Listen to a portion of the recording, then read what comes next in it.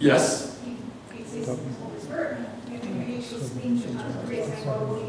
That's right. That's right. Great point. She said, spend more time praying and talking to God about what do you actually want me to communicate to my congregation. Excellent point. I like that. What about going to see people and talking to them about their lives and how you can help and what kind of problems they're having? Because there's two kinds of people in the world.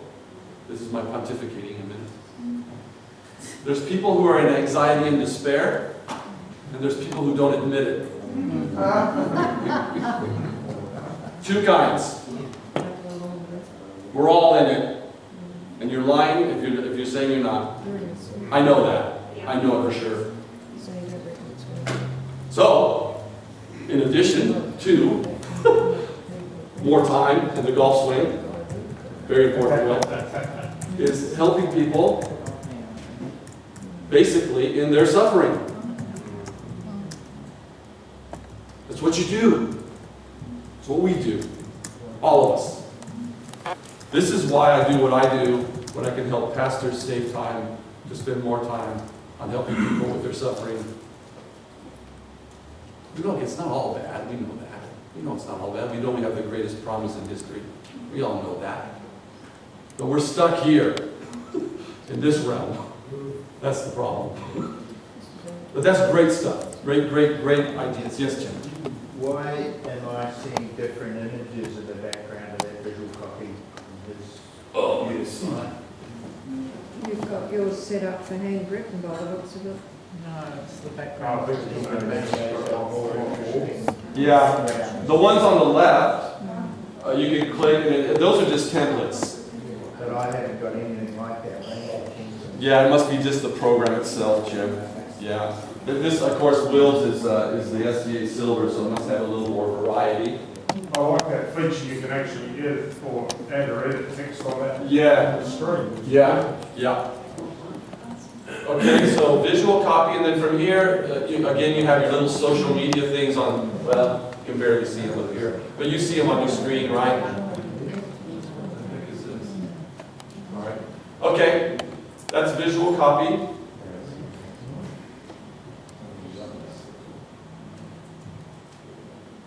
I'm going to click out of that. Now, let's go, looks like we have 25 more minutes, right? Is that right, Bob? Yes. Let's play a little bit now with some of the guides. We don't want them to go over long, we're not church, sitting in church, like for lunch. You got a play to catch, haven't you? I do. I gotta go to Palmerston. There's a bunch of stuff. Oh, there is? Oh, good. We'll end up at the right place. Okay, let's go to guides real quick. And I just want to show you that these, again, are the 5 guides that are in your... You do have these guides, right? Okay. Always got to say that first. Passage, exegetical, Bible word study, sermon, and topic. Okay, click out of that. I just wanted you to know that they're there. Now, let's take a look at the go bar. See the go bar where my cursor is right there? Go bar. It says enter a passage or a topic. Let's just talk about a passage. And let's just stick with Luke 1 because we've been on that all day. Luke 1:1. And notice it gives me some choices there. It says Luke 1:1, dedication to Theophilus, prologue. I'm just going to go with Luke 1:1. I'm going to click go. And this is what's called the passage guide. Okay? Starting to go across it. Just let it load.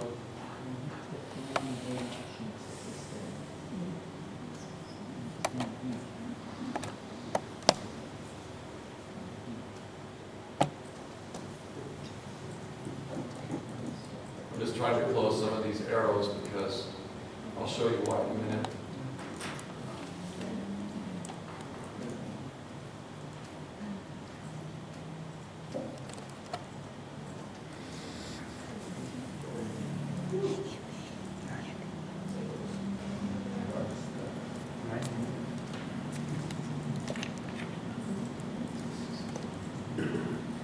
All right. of stuff.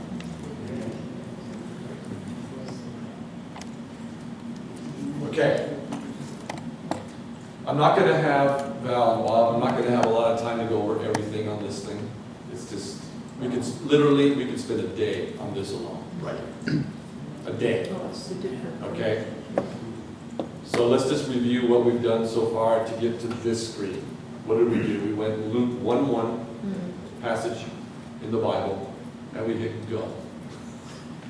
Then up popped all this. You guys have all this in your screen? Okay, now notice what I did, that's why I was taking some time, is all of these areas of study, I closed the arrows. And you want to maintain them closed just as a habit, because the page will load faster in the future when you don't have good internet or when you're stuck. Keep the arrows closed always. Open and close them. So, for instance, if I wanted to see something on the parallel passages, I can click the arrow, and it'll give me parallel passages to Luke 1:1 here, and then from here I can go to other sources. Then I'm going to close it. That's what I mean by opening and closing the arrows. Okay? Get in the habit of doing that. Otherwise, you'll have so much information on your screen you don't know where to start. So it's a way of cleaning it up and managing your information. Okay? So, I'm just going to go an overview of the look here. In the middle here we have our default Bible will, right? ESV, that's why that popped up first.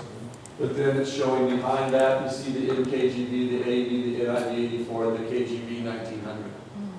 You can click on those tabs and the Bibles will pop up. Okay? And notice they all have the A for the link. See? It's already linked automatically. Are you seeing that on yours? Yes. That's good. Because then below is the commentary. And the commentary is linked A to all the Bibles up top. So again, we already know that if we scroll through the Bible or the commentary, they'll move. They'll follow. Right? So that's already there. Then notice what happened in the information panel. See it? I put my cursor over declaration. Look what happens. All I do is put my cursor over a word or some topic that I'm not clear on. And over in the information panel, it gives me all kinds of information. Definitions, translated, narration, Greek, breakdown of the lemma. It gives me different usage in different passages of the Bible. Look at all that information by putting the cursor over a word. All right?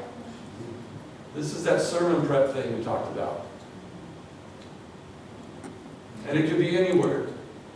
There's various, we all know that there's various understandings of the word love or agape, and there's various understandings of what truth is in the Bible, in the context. So this is where you're reading through the Bible or through the particular verse or chapter. You're reading and you come across a word and you go, oh, wait a minute. Like, who's Theophilus? Put my cursor over there. Lover of God, a Christian, probably a Roman, to whom Luke dedicated both his gospel and the Acts of the Apostles. Oh, right? This is good stuff. Would you agree? So that's the information panel. Never close the information panel. It's very valuable. Then over here at the bottom, and you can barely see, but you'll see it on your screens, you see we have a text comparison. And if you wanted to see that bigger, you could, of course, float the panel. But all that's doing is it's comparing the translation and the text in the various Bibles that are up top. You can see that. It's comparing ESV with NKJV, AV, NIV, and KJV 1900. Showing the difference. Now, rather extensively, we have on the left all the areas where the Passage Guide can delve into further. So let's take a look at the commentaries. I'm going to open that up. And it's defaulted here on wills to these commentaries here. And if we want more, we click more. And up pop all those. So let's just say, okay, the JFB is giving me some good information. But I want to see what Ellen White's saying. It's just giving me an index.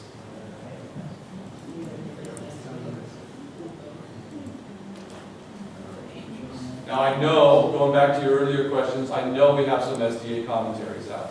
You'll just have to go to logos.com and see which ones they are. It's there as well. The address of point we say. Right here? I think, I'll put it on mine. You go up, David, so volume 5 is up there. Yeah. Here, thank you. Okay, there it is. Okay, so again, you see I've opened up how many windows down here. These are all different indexes and commentaries, okay? Related to the passage, okay? So, those are commentaries. It'll tell you where there's no results here for journals, my content.